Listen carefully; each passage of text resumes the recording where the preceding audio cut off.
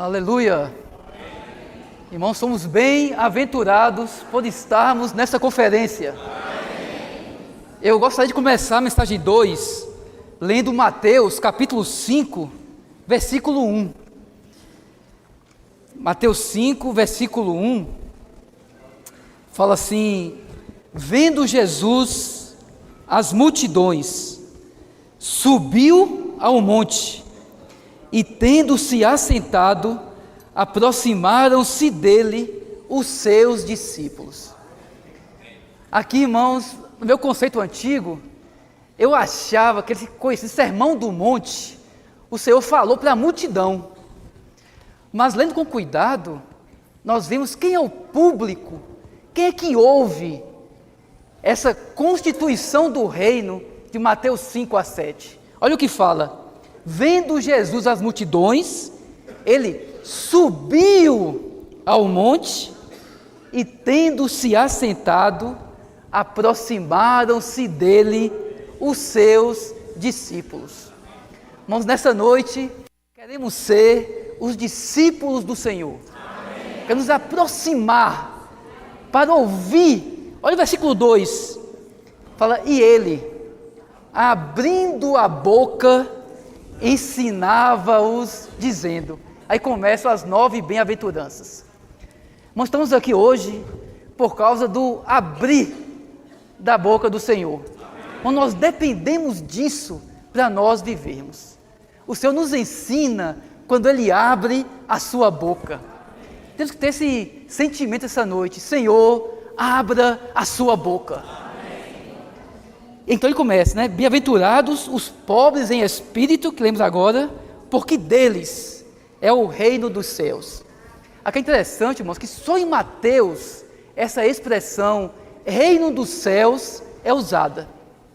Em todo lugar fala do reino de Deus, mas em Mateus fala sobre o reino dos céus. Qual a diferença entre reino de Deus e reino dos céus? Quem tem a versão Restauração, se virar a página, né, da versão Restauração, na página 28, tem um diagrama. Então, quem puder acompanhar aí vai ser melhor. A gente vê, irmãos, que o reino de Deus, ele vai da eternidade passada até a eternidade futura.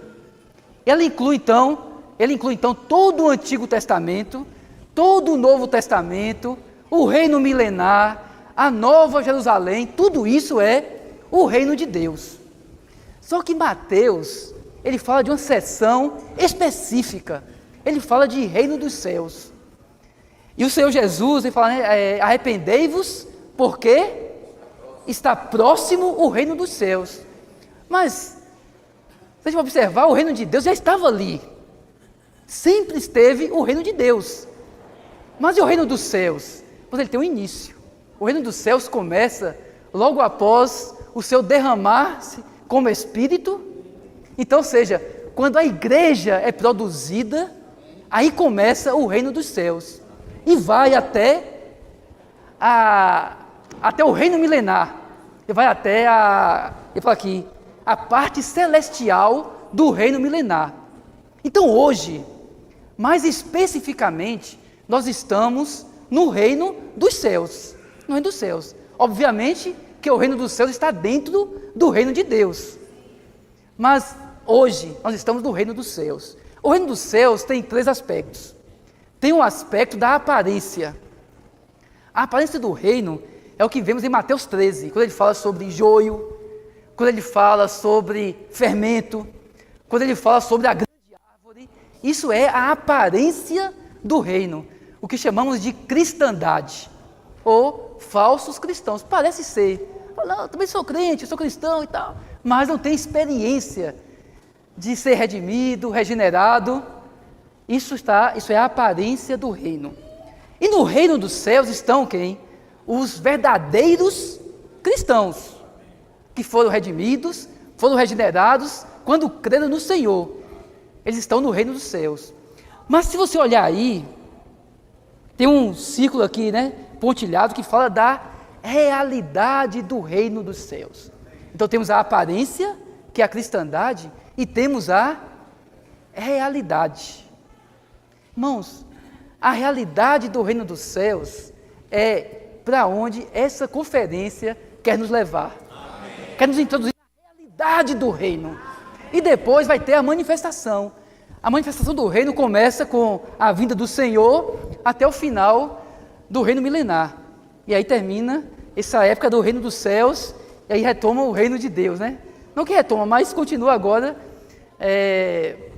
o reino de Deus. Então veja, qual é o ponto aqui? O ponto, irmãos, é que todos estamos aqui, se nós cremos no Senhor, se nós fomos redimidos e fomos regenerados, nós estamos no reino dos céus. A questão agora é, nós estamos na realidade do reino dos céus? Esse é o ponto. Ou, muitas vezes, claro, nós estamos no reino dos céus, mas vivemos na experiência como se estivesse na aparência, misturado com fermento, empolgado às vezes com a grande árvore da cristandade. O Senhor quer nos levar para dentro, nos introduzir na realidade do reino dos céus. Então, o encargo dessa conferência, eu sinto que é isso. O Senhor quer nos iluminar.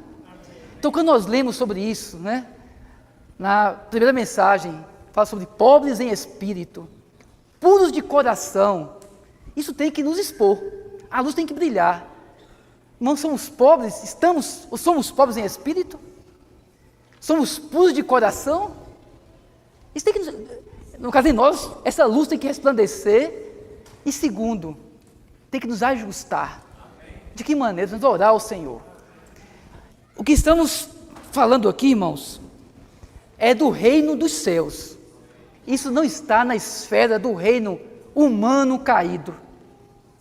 Então, ou seja, essa palavra não é para nós lermos aqui e falar a partir agora, dessa conferência, a partir de segunda-feira, eu vou me esforçar agora para ser pobre em espírito, para ser puro de coração. Mas não é, porque você não vai conseguir. Você não vai conseguir. Como falou ontem a mensagem, não tente, nem tente fazer isso. Você não vai conseguir.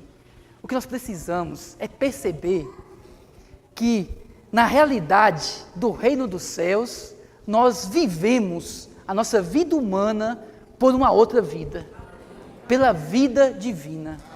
A vida humana mesclada com a vida divina. É isso, e é para isso que eu quero nos levar.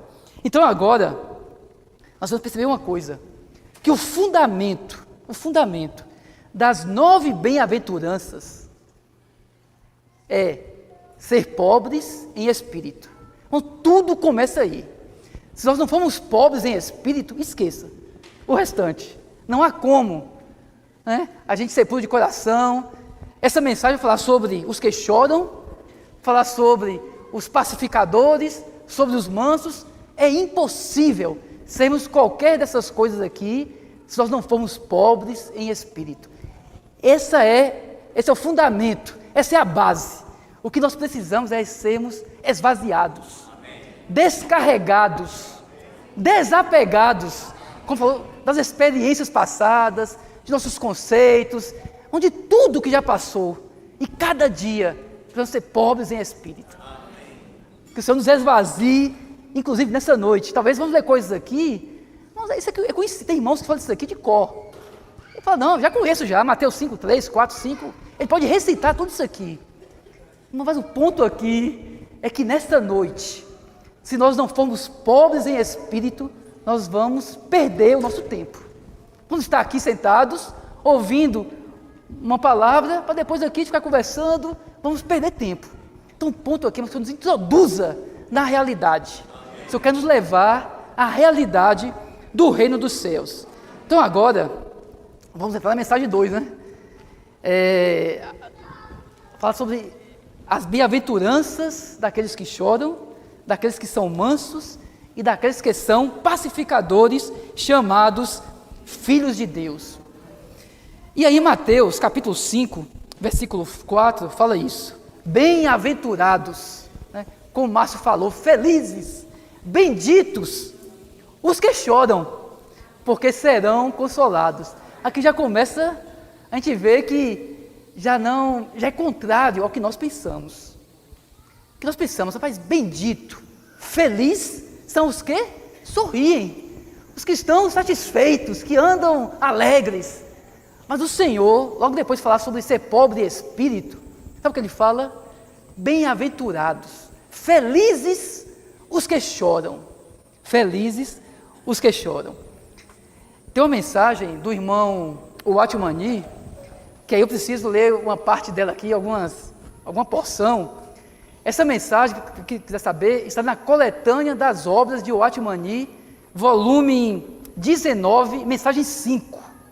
Mensagem 5, acho que em português não temos essa mensagem, né? Não temos em português. O título é Lágrimas, Lágrimas. Eu vou ler só algumas partes, só para termos uma impressão acerca desse assunto, sobre chorar, sobre derramar lágrimas. Então aqui essa é baseada em Hebreus capítulo 5, versículo 7, que fala que o Senhor, orando ao Pai, fala com forte clamor e lágrimas. O Senhor derramou lágrimas. Então é baseado nesse capítulo, que essa mensagem é extensa. Eu só vou ler algumas partes, obviamente, dela, né? Então fala assim, logo uma parte que fala assim: não gosto de ver homens tão orgulhosos que consideram o ato de chorar algo que os homens não deveriam fazer. Alguns chegam a considerar que não chorar é um sinal de coragem. Alguns pensam que ao não chorar parecem ser melhores e mais notáveis do que os outros. Receio que isso não seja de todo verdade. Eu diria antes, olha o que fala aqui, que um olho seco indica que existe um coração seco e endurecido dentro dessas pessoas. Isso nos diz que o coração é desafiador, não tem sentimentos e está dormente, como madeira e pedra. Muitas vezes, derramar lágrimas revela o coração de uma pessoa. Nada revela tanto o que está no coração quanto as lágrimas. Portanto, as lágrimas são a válvula de escape do coração. Outra parte fala assim: as lágrimas são a porção comum dos homens na terra. Olha o que fala aqui, irmãos. Por esta razão, o nosso Senhor também chorou. Embora a Bíblia registre sua alegria, ela nunca registra seu riso. Interessante? Mano, nunca vemos que o Senhor sorriu, mas fala que o Senhor chorou.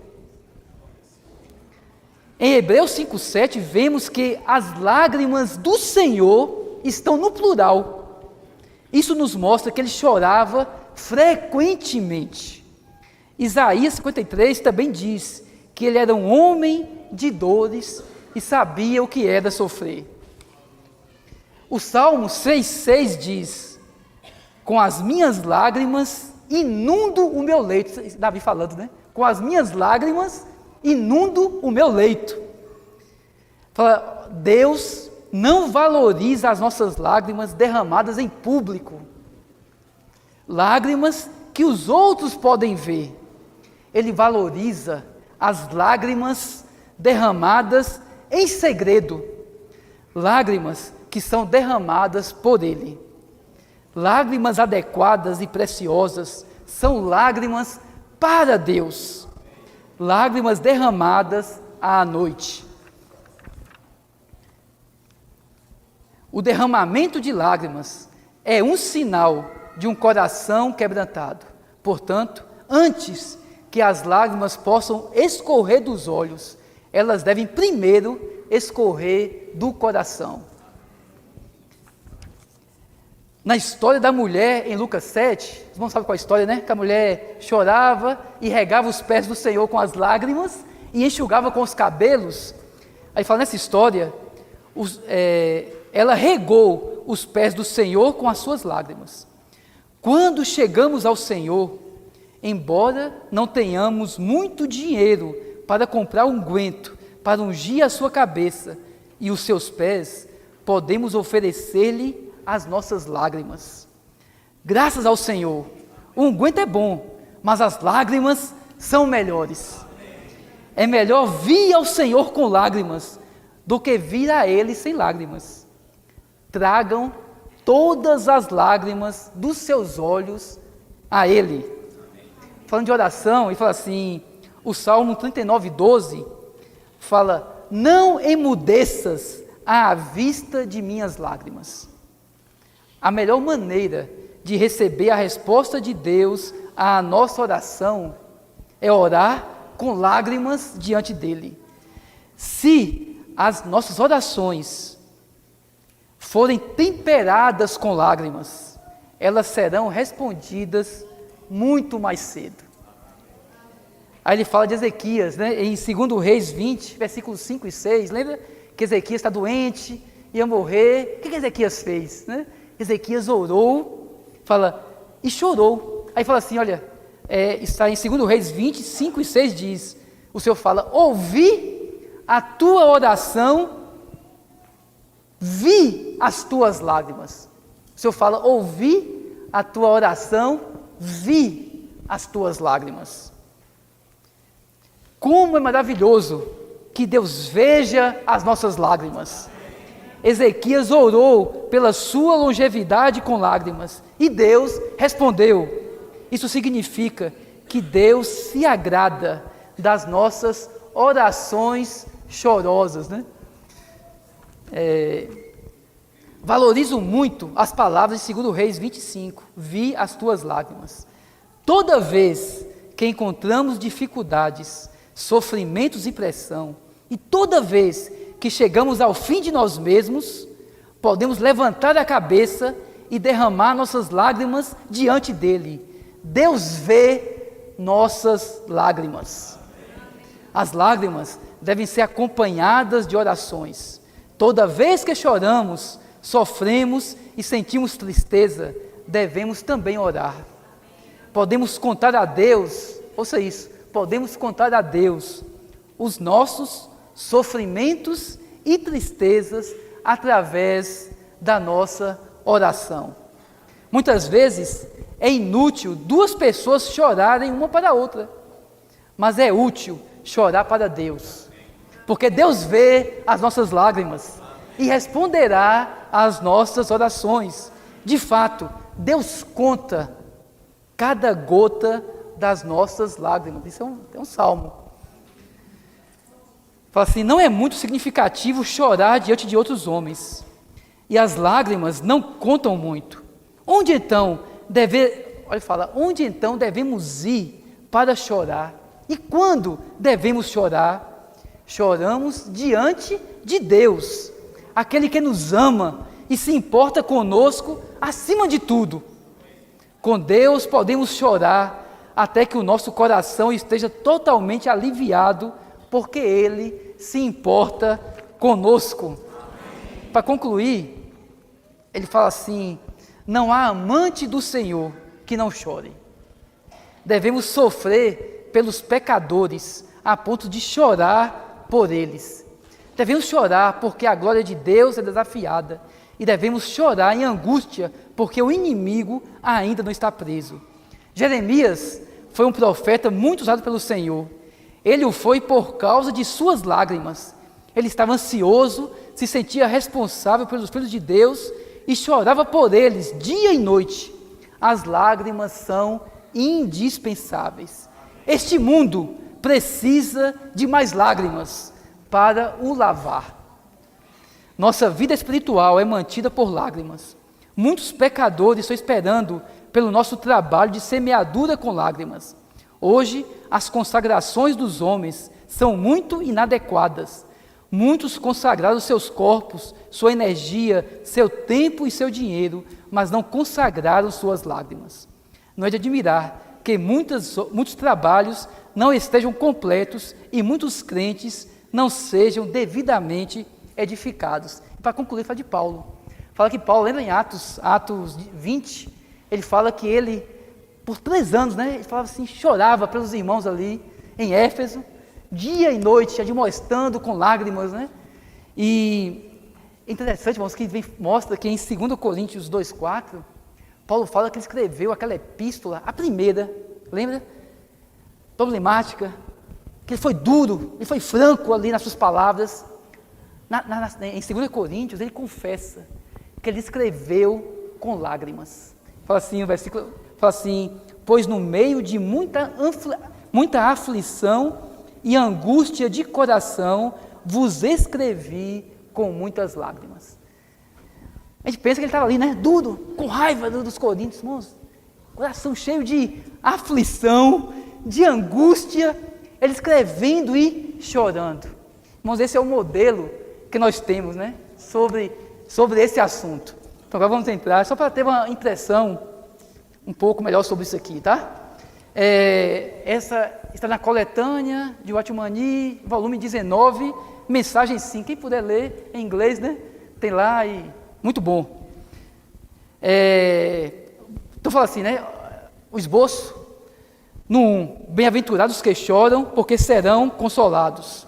Letra A, chorar é sentir ou mostrar tristeza profunda ou arrependimento. Ele fala: a situação do mundo é negativa para a economia de Deus. A glória de Deus é insultada. Cristo é rejeitado. O Espírito Santo é frustrado. A igreja está desolada. O ego é corrupto e todo o mundo é maligno. Satanás, o 3, o pecado, o ego, as trevas, o mundanismo predominam entre todas as pessoas da terra. Deus quer que choremos por essa situação. Os irmãos concordam com isso aqui, que nós lemos? Irmãos, essa é a nossa situação. Nessa era atual, isso aqui ainda é mais evidente. Isso aqui é muito, muito óbvio, isso aqui. Mas a pergunta é: qual o nosso sentimento quando nós vemos essa situação? Por exemplo, quando nós vemos que a igreja está desolada, que o mundo é maligno, que Satanás, o pecado, o ego predominam entre as pessoas. Irmãos, qual é o nosso sentimento? Ou estamos tão satisfeitos, tão cheios, que nem percebemos? Está tudo bem, está tudo ótimo. E você não percebe o ambiente. Irmãos, como é que percebe? Irmãos, como é que uma pessoa que não é pobre em espírito pode chorar? Ou melhor, uma pessoa que não é pobre em espírito pode chorar? Ela está satisfeita, ela não percebe as coisas.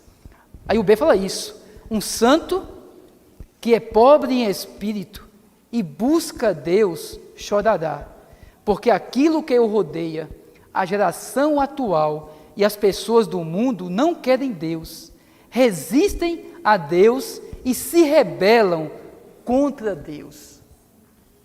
Então nós temos motivos para chorar. E na verdade nós choramos em resposta ao choro de Deus. Então essa comunhão até um dia desses, né? Jeremias, não é que ele era chorão. Jeremias, ele chorava porque Deus estava chorando. Percebe, irmãos? Então não é que nós vamos chorar porque agora, né, como um ator, né, preciso chorar. Eu li lá em Mateus capítulo 5, versículo 4, que felizes são os que choram, então eu tenho que chorar. Não é performance. É ser pobre em espírito e perceber qual a situação em nosso ambiente. Irmãos, nós vamos estar cheios do sentimento de Deus. Se estivermos vazios de nós e cheios do sentimento de Deus, nós vamos chorar. Nós vamos chorar. Fala assim, o B1: o Senhor prometeu que aqueles que choram por amor a Deus serão consolados. Nosso coração triste é consolado por ganharmos Deus e estar debaixo do seu domínio. Todavia, nosso consolo será maior e mais rico na era vindoura e na eternidade futura. Irmãos, esta é uma era de choro. Essa era de choro. Mas nós somos consolados, sabe por quê? Porque essa era não vai durar para sempre. É um choro temporário, né? Se a gente lê Jeremias, tem uma parte que Jeremias está chorando e tal, o Senhor revela para ele: Jeremias, só vai durar 70 anos, e seu choro vai cessar. Irmãos, essa nossa situação. Hoje, essa era é a era do choro, era de chorarmos. Mas nosso choro não será para sempre. Letra C. Um crente que vive na realidade do reino dos céus chora com frequência. Isso é um bom termômetro, né? Fala um crente que vive na realidade do reino dos céus chora com frequência. Nós não estamos, se não estamos chorando, talvez seja um indicativo para nós. Né? Será que estamos vivendo na realidade do reino dos céus? O que é isso? Será que estamos pobres em espírito? Fala um santo, C1, um santo não chora pelas tribulações que sofre, mas por não ganhar Deus. Então tem sentimento. Mas isso aqui não é na vida natural. Por que nós choramos? Quando as coisas dão erradas, quando somos frustrados, quando estamos decepcionados, aí nós choramos. É fácil chorar, né? Surgiu situação, notícia ruim com alguém, você chora facilmente. Mas aqui está falando, irmãos, não é desse choro. Então você chorar cheio do sentimento de Deus. Chorar porque você está cheio, né, do choro de Deus em seu interior e não tem como você então não chorar. Ele fala assim: o objeto desse choro é Deus e o seu domínio, ou seja, o seu reino. Pois esse é o assunto do nosso choro. Nós choramos por Deus e pelo seu reino, pelo seu domínio. Aí ele fala: esse choro é nobre e santo. Quando choramos por Deus e pelo seu reino, esse choro é nobre e é santo. Tem um versículo, é Isaías 66, 1 e 2, versículo bem conhecido, mas é bem precioso sobre esse assunto, que ele fala assim, né? Isaías 66, 1. Assim diz o Senhor: o céu é o meu trono e a terra o estrado dos meus pés. Que casa me edificareis vós? E qual é o lugar do meu repouso? Então aqui o Senhor está falando: olha, eu fiz tudo, agora eu procuro uma casa, um lugar para repousar. Versículo 2, ele fala: porque a minha mão fez todas essas coisas, e todas vieram a existir, diz o Senhor. Olha o que fala agora: mas o homem, para quem olharei, é este. Que homem, irmãos? O aflito e abatido de espírito, e que treme da minha palavra. Então hoje Deus está procurando esse homem contrito, esse homem vazio. Fala, o homem, né, aflito e abatido de espírito e que treme da minha palavra. Que o Senhor encontre esses homens, essas pessoas, né, em nosso meio. C4. Aqueles que choram serão consolados por Deus. Isso é uma promessa, né? Felizes são os que choram, bem-aventurados os que choram, porque serão consolados. Esse consolo não é porque deu tudo certo, mas porque Deus que nos consola. D. Se formos pobres em espírito, certamente choraremos. Esse é o ponto que está enfatizado, né? Nós só vamos chorar se formos pobres em espírito. Por isso que essa é a base. A base de todas as bem-aventuranças é ser pobre em espírito. Mas quando é que vamos chorar? Se formos pobres em espírito. Um espírito cheio, satisfeito com outras coisas, não vai chorar. Tem que perceber isso. Se a gente estiver cheio com outras coisas, estivermos embriagados com outras coisas, não vamos chorar. Não vamos chorar. Vamos ser leves, frívolos. O que a gente precisa, irmãos, é estar vazios de nós mesmos, cheios do sentimento de Deus. D1. Nós nos sentiremos tristes e pesarosos pela situação lamentável entre o povo de Deus e até mesmo pela nossa própria condição. Antes falamos sobre a situação do mundo, sociedade. Mas agora, vamos ser mais específicos. Vamos e quanto a nós? E quanto o povo de Deus, né? Será que nós temos sentimentos sobre a situação lamentável em que se encontra o povo de Deus? 2. A situação entre o povo de Deus hoje é de fato digna de choro. Irmãos, e isso nos inclui. Às vezes fala povo de Deus, pensa, são os irmãos da religião, falando de nós. Irmãos, como é que está a nossa vida da igreja? Como é que está a nossa igreja local, a nossa igreja onde nós nos reunimos? Às vezes estamos satisfeitos. As reuniões estão fluindo bem, tem os irmãos ali para falar certinho, tem os irmãos que você sabe, já compartilha, já sabe já, né? Aquele vai levantar, aquele depois daquele, já sabe tudo como funciona, canta os hinos certinho, está tudo certo. A gente está feliz, né? Tem aquele número mais ou menos ali de irmãos, né? Perde uns aqui, ganha outros acolá, e fica satisfeito. A gente não percebe, irmãos, a situação lamentável em que nós estamos, às vezes que os irmãos que estão conosco também estão. E nessa hora, se tiver essa percepção, estivermos vazios, nós vamos chorar pela situação lamentável do povo de Deus, irmãos, e por nossa situação. Nossa situação. Por exemplo, será que a gente consegue perceber, né, num grupo de, digamos, 50 irmãos reunidos em uma cidade, quantos ali de fato estão buscando ou vivendo na realidade do reino dos céus? Será que, como os irmãos estão vivendo, aqueles 50 ali está bom demais, está tudo certo? Percebe? Que o Senhor nos ilumine. Amém. E mostre, irmãos, nossa situação dos irmãos que estão conosco, a situação do povo de Deus, é a situação do mundo. Nós temos muitos motivos para chorar, muitos motivos. Estamos no D3. Para a vida do reino, nós também temos de chorar. D4. Temos de chorar a respeito de nós mesmos, da nossa sociedade e do cristianismo de hoje. Não é que nós estamos desencorajados, decepcionados, frustrados. Nós não estamos. Mas nós choramos, porque nós estamos vazios, estamos pobres em espírito. E dessa maneira vamos ser cheios do sentimento de Deus.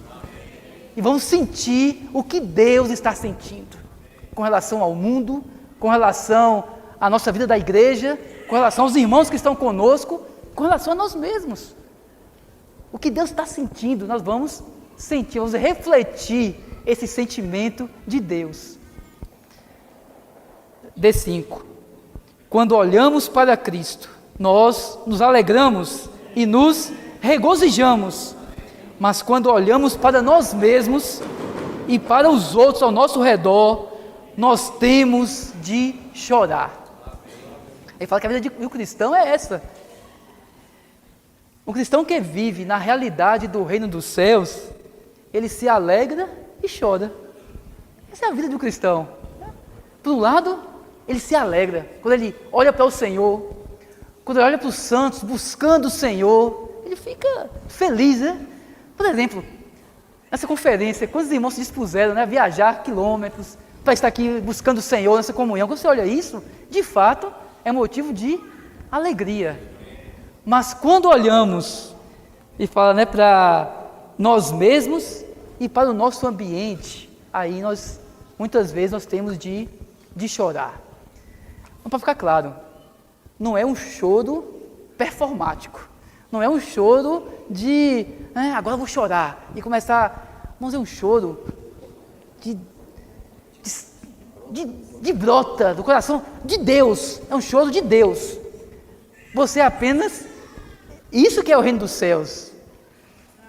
A realidade do reino é você viver, você é tão um com o Senhor, que o que Deus sente, você então sente. Mas é para isso que o Senhor quer nos levar. Aí, ao ouvir isso, qual é o nosso sentimento? Aí talvez você possa fazer aqui um cheque. Eu já choro muito mesmo. Então aqui é tranquilo. Esse aqui, Mateus 5,4, é comigo mesmo. Né? Porque chorar, Não tem irmãos assim que choram fácil e tal, né? Talvez mais das irmãs até, tem uma questão talvez hormonal aí envolvida e tal. Irmão, não é disso que estamos falando, não. Estamos falando de sermos cheios com o sentimento de Deus, cheios com o choro de Deus. Se não temos nenhum sentimento, ao ouvir isso, aos poucos você olha aqui, rapaz, vontade de chorar nenhum, não percebo nada disso. Mas o que temos que fazer? Ir ao Senhor. Né? Senhor, o Senhor fala que bem-aventurados que choram. Senhor, eu não tenho vontade de chorar nenhuma. Não tenho vontade de chorar, não vejo nada disso. Mas temos que ir ao Senhor. Temos que ir ao Rei do reino dos céus. Mas é esse Rei vivendo em nós que vai produzir isso aqui. Percebe? Então esse é bem-aventurados que choram. Agora vamos passar para o segundo ponto, que é bem-aventurado os mansos, porque herdarão a terra. Aqui novamente é um conceito contrário ao nosso entendimento natural. Porque nós pensamos, para herdar a terra, alguém que herda alguma coisa tem que lutar, tem que correr atrás, tem que, você não pode ficar esperando para herdar, você tem que correr atrás, tem que lutar. Mas o Senhor fala que quem vai herdar a terra são os mansos. Os mansos é que vão herdar a terra. Olha a definição de manso. Ser manso significa não resistir à oposição do mundo, mas sofrê-la de boa vontade. Então ser manso aqui é você não apenas não resiste, mas ainda tem disposição para sofrer essa oposição, percebe? Mas quem é assim? Eu vou falar, ninguém aqui é assim. Ninguém, aqui eu vou outro, né? Pode passar a régua. Mas ninguém é, apenas o Senhor é assim. Só o Rei do reino dos céus é manso. É manso. Isso aqui expõe nossa vida natural, né? Isso expõe, se a gente for ver, nós somos assim. Percebe? Ao ouvir isso aqui, vai ver, eu não sou manso. Porque nós queremos tirar vantagem, nós queremos invadir o espaço dos outros, nós queremos, né? Nós somos agressivos. Nós somos assim. Por exemplo, eu sou manso quando as coisas, né, estão de acordo com o que eu quero, eu não sou manso. Agora, pisar no meu calo, aí a mansidão vai embora. Né? Não, tem que lutar pelo meu direito. Ele tem que saber quem eu sou. Isso não vai ficar desse jeito, não. Isso é a nossa vida natural. Mas isso não é a vida de alguém que vive na realidade do reino dos céus.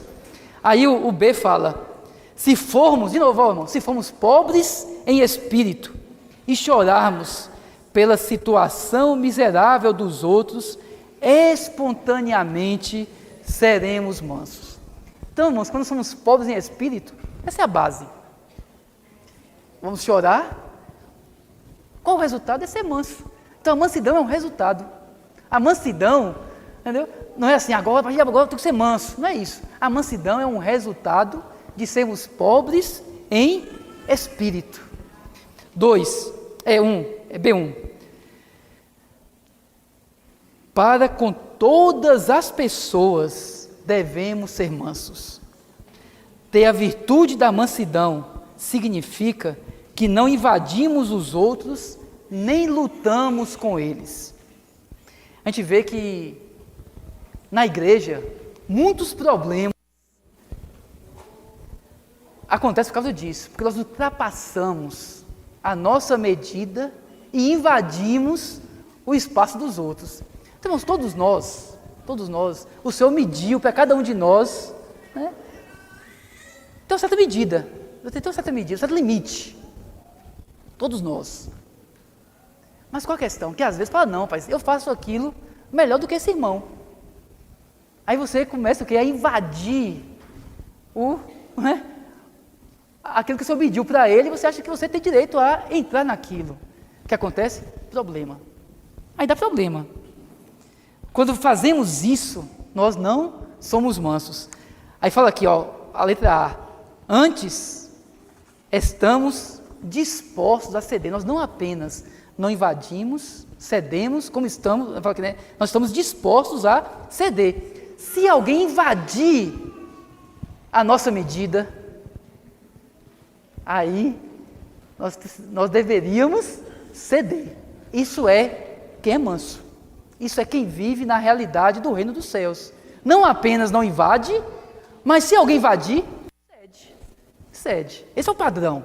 Estou falando aqui do padrão, certo? Letra B. Os mansos cedem, não lutam e não invadem o território dos outros.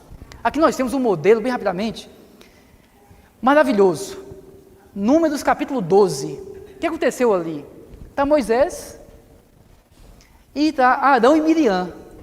Moisés comete uma falha e aí Arão e Miriam falam assim, olha, por acaso o Senhor só fala por meio de Moisés?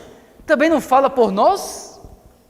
Irmãos, isso é Números 12, versículo 2, quando eles questionam isso. No 3, fala assim, olha, era o varão Moisés muito manso, mais do que todos os homens que haviam sobre a terra. Sabe o que Moisés faz? Nada. Eles falaram isso e Moisés não abriu a boca. Aí Deus ouviu. Fala que Deus ouve o que eles falam. Fala aí, separa vocês três aí chama os três, né? Arão, Miriam e Arão, Miriam e Moisés. Aí o Senhor trata fortemente com eles. Então, se vocês estão, eu falava, vocês estão loucos de falar isso do meu servo Moisés? Com ele eu falo, face a face. Aí por causa disso, Miriam ficou leprosa. Moisés não abriu a boca.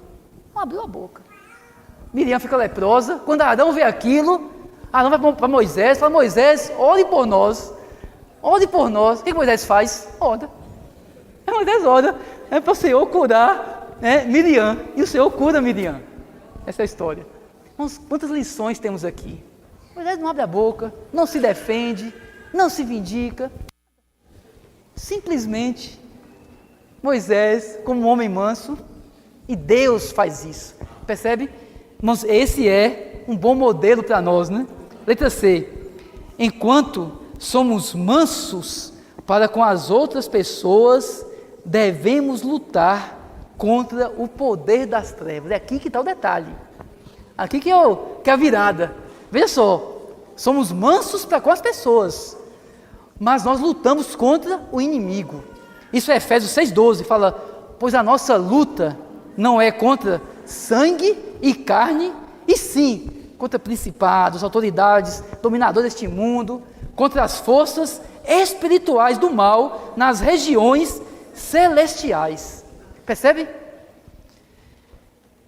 Irmãos, nós não ignoramos, nós não somos tolos. Aí fala assim, pai, você ceder e tal, tem que ser tolo. Não é ser tolo, é perceber quem está por trás da oposição. Está muito claro. Nossa confusão, nossa luta, irmão, não é contra a pessoa. Temos que ser mansos para todas as pessoas, ceder, mas temos que lutar quem está atrás dessa pessoa. Quem está atrás. Aí ele fala aqui, o inimigo não são as outras pessoas, é Satanás e seus anjos, os poderes malignos no ar. Então, enquanto exteriormente nós cedemos, interiormente nós lutamos a favor de Deus, lutamos por Deus, percebendo quem é que está por trás de toda a oposição. Letra D. Se formos mansos, estivermos dispostos a sofrer a oposição do mundo nesta era, herdaremos a terra na era vindoura. Irmãos, obviamente, como já você falou, nós não queremos herdar essa terra aqui não. Essa terra é corrompida. Ela é uma terra que ela jaz no maligno, fadada ao fracasso. O fracasso. É por isso, irmãos, que é lamentável quando nós vemos cristãos envolvidos com política. Ela fala, nossa, o cidadão tem que... Tudo certo, tudo bem. Você é cidadão, tem direito. Observe. Está lutando por uma massa falida, uma empresa falida, que não tem solução. Não tem solução. Esse mundo ele jaz no maligno. Mas nós vamos herdar uma nova terra. Né? Lembra quando o Senhor fala lá, né? Muito bem, servo bom e fiel, foste fiel num pouco, você vai reinar agora sobre 5 cidades. É disso que estamos falando. No reino milenar, quando o Senhor estabeleceu o seu reino, aí é a nossa vez. Né? Aí vamos ser cidadãos, né? Para poder governar essa terra. Herdar essa terra. Mas hoje, não vale a pena. Não vale a pena gastar nos esforços, gastar o nosso coração, nosso amor nisso. Não é? Letra E. O Senhor Jesus disse a respeito de si mesmo: sou manso de coração, em Mateus 11, 29. Esse versículo ele é maravilhoso. Primeiro é um convite, né? 11, 28, vinde a mim, todos que estáis cansados, sobrecarregados, e eu vos aliviarei. Ao 29, tomai sobre vós o meu jugo e aprendei de mim, porque sou manso e humilde de coração, e achareis descanso para a vossa alma. Aqui fala de aprender. Só aprende quem é pobre em espírito. Se você não é pobre em espírito, você não aprende. Então, para aprender com o Senhor, precisamos ser pobres em espírito. Aí o Senhor fala, olha, aprendei de mim. E o Senhor dá um segredo aqui. Sabe qual é o segredo dele? O Senhor era manso, porque o Senhor tomava o jugo do Pai, ou seja, a vontade do Pai. O jugo aqui é a vontade do Pai. Então, dentro do contexto desse capítulo de Mateus 11, qual é o contexto ali? O Senhor ele é difamado em seu ministério, e ele era rejeitado pelas grandes cidades. Então ele chegava, ele era rejeitado, era difamado. Sabe o que o Senhor faz? Ele adora o Pai. Esse é Mateus 11, 25, 26 ali, mesmo capítulo. Antes de falar de vinde a mim, ele fala disso. Ele fala, bendito Pai e tal, né? Porque ele percebe que o caminho do Pai era esse. Em sua economia, para levar a cabo ali, o que ele fazia? Aquela situação de oposição, de rejeição, era a vontade do Pai. Então você era manso. Porque ele tomava a vontade do Pai. Aí fala assim, olha, ao enfrentar a oposição, o Senhor Jesus foi sempre manso. Ele percebeu que toda a situação era a vontade do Pai. Então assim, ao Senhor fala, olha, aprendei de mim, tomai sobre vós o meu jugo. Nós percebemos que a vontade do Senhor, aquela situação, aquela oposição, vamos ser mansos. O resultado vai ser o quê? Mansidão. Vamos ser mansos. Que vamos perceber primeiro que isso é a vontade do Pai. E fala que meu jugo é suave e meu fardo é leve, né? Aí no E2 fala, Paulo, em 2 Coríntios, fala da mansidão de Cristo. Nesse versículo, aqui Paulo, ele está na situação de os coríntios. Fala, Paulo, você está levando alguma vantagem sobre nós, meio que até financeira e tal. Ele está sofrendo meio que uma oposição ali, né, dos coríntios. E Paulo, então, ele está vindicando ali seu ministério apostólico. Olha o que Paulo fala. 2 Coríntios 10:1. Mas eu mesmo, Paulo, vos rogo pela mansidão e bondade de Cristo. Paulo roga aos irmãos pela mansidão e bondade de Cristo. Aí fala assim, irmãos, a mansidão é uma virtude da humanidade de Cristo pela vida divina. A mansidão de Cristo não é algo simples, porque está na sua humanidade e é pela vida divina. Quando estava na terra, o Senhor Jesus viveu uma vida humana pela vida divina, por meio desse mesclar da divindade com a humanidade. A virtude da mansidão foi manifestada. Mas aqui está o segredo. Então, mansidão é o que é? Nós não temos mansidão em nós. Temos que entender isso. Essa mansidão é uma virtude que está na humanidade de Cristo, que vivia pela vida divina. Isso está onde hoje? Dentro de nós, em nosso espírito. Então, quando nós nos esvaziamos de nós mesmos, do que nós somos descarregados, o que acontece? Esse que é manso, ele vem viver em nós. Então agora vamos viver uma vida humana pela vida divina. Mas qual o resultado? Mansidão. Nós vamos ser mansos, percebe? Aí vão ser felizes, né? Bem-aventurados os mansos, porque herdarão a terra. 3. A mansidão de Cristo vê-se na maneira como ele entrou em Jerusalém, como descrito em Mateus 21, de 1 a 11. Ele era manso e montado no jumento, e no jumentinho, cria de animal de carga. Interessante demais. Aqui em Mateus 21, 5 fala assim, né? Fala de uma profecia, fala: dizei à filha de Sião, eis que vem a ti o teu rei, manso e montado num jumento, e no jumentinho, cria de animal de carga. Então fala que nosso rei é manso. E esse rei manso, ele não apenas é manso interiormente, mas também é manso exteriormente, como ele se apresentava. Então imagina só, aqui na terra, vamos dizer assim, no momento de maior glória humana, o Senhor entra montado no jumento, no jumentinho. Não há ali uma imagem de oponência, de uma coisa assim, de mostrar poder. Mas ele está montado no jumentinho. Se você vê um rei montado no jumentinho, você fala: rapaz. mas o nosso rei é um rei manso. E até quando ele se apresentava exteriormente, ele era manso. Aí fala assim, B, isso representa o estado manso e humilde, no qual o Senhor estava disposto a apresentar-se. Cristo, o Rei Celestial, não veio com esplendor arrogante, mas com mansidão suave e humilde. Mas isso é precioso demais. O Senhor não veio com esplendor arrogante. Muitos problemas em nossa vida da igreja estão na nossa arrogância. Arrogância. Mas nós servimos aos irmãos com arrogância. Somos arrogantes com os irmãos. Arrogantes. Eu pergunto, quem é maior? É quem serve ou quem é servido? Obviamente, quem é servido. Você chega num restaurante, está ali sendo servido, obviamente você ali é maior.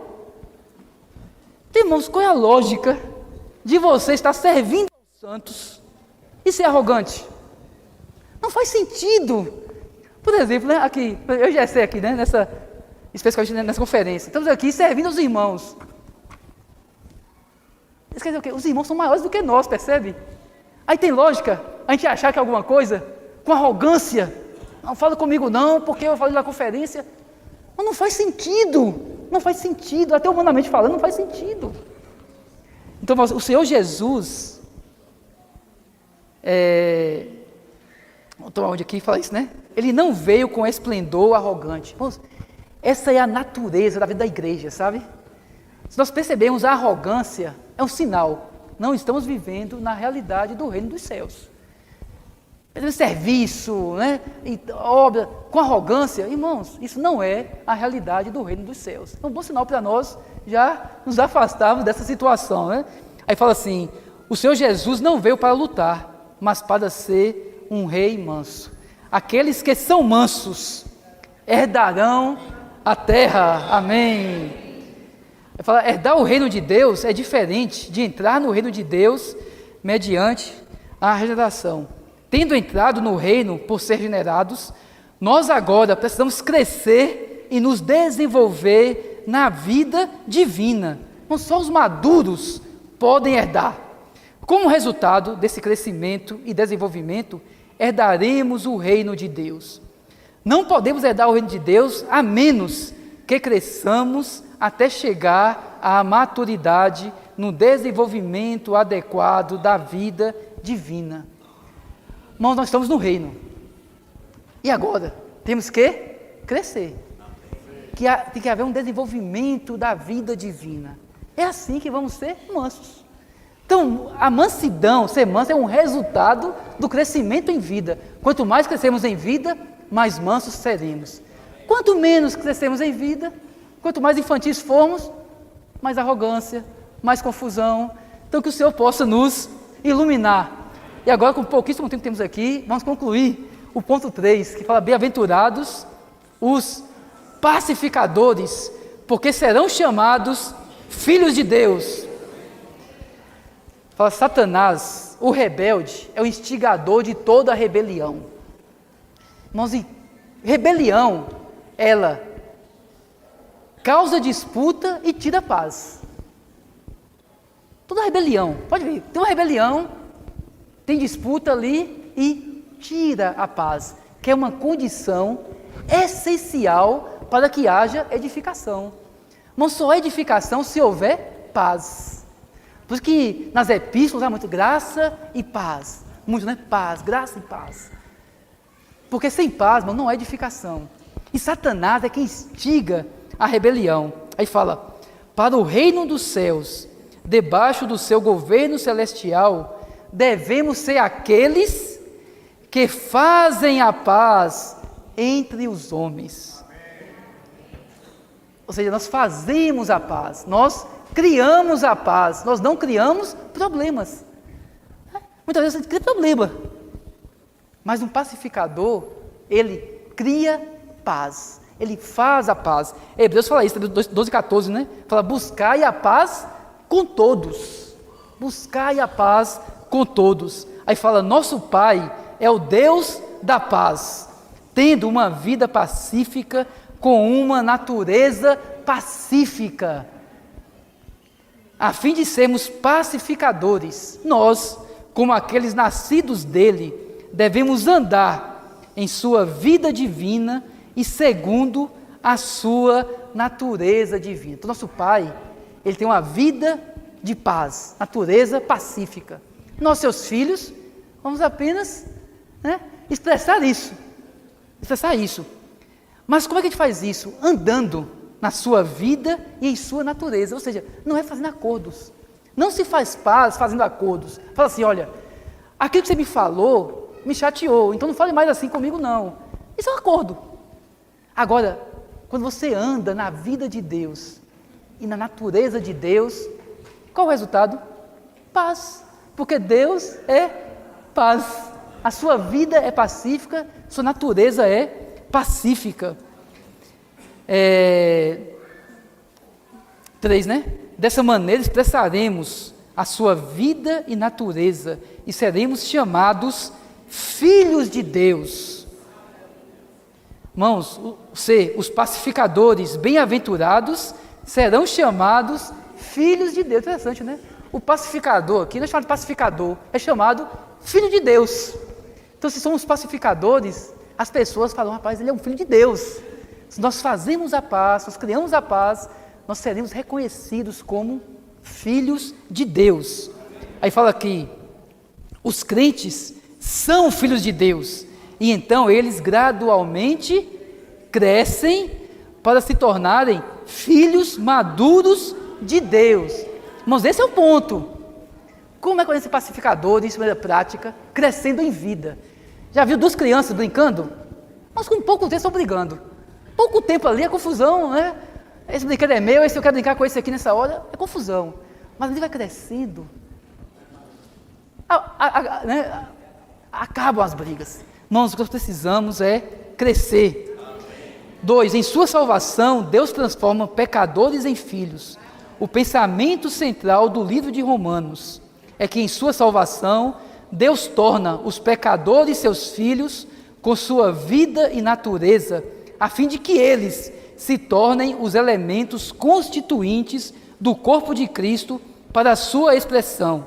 Romanos 8 especificamente enfatiza a filiação.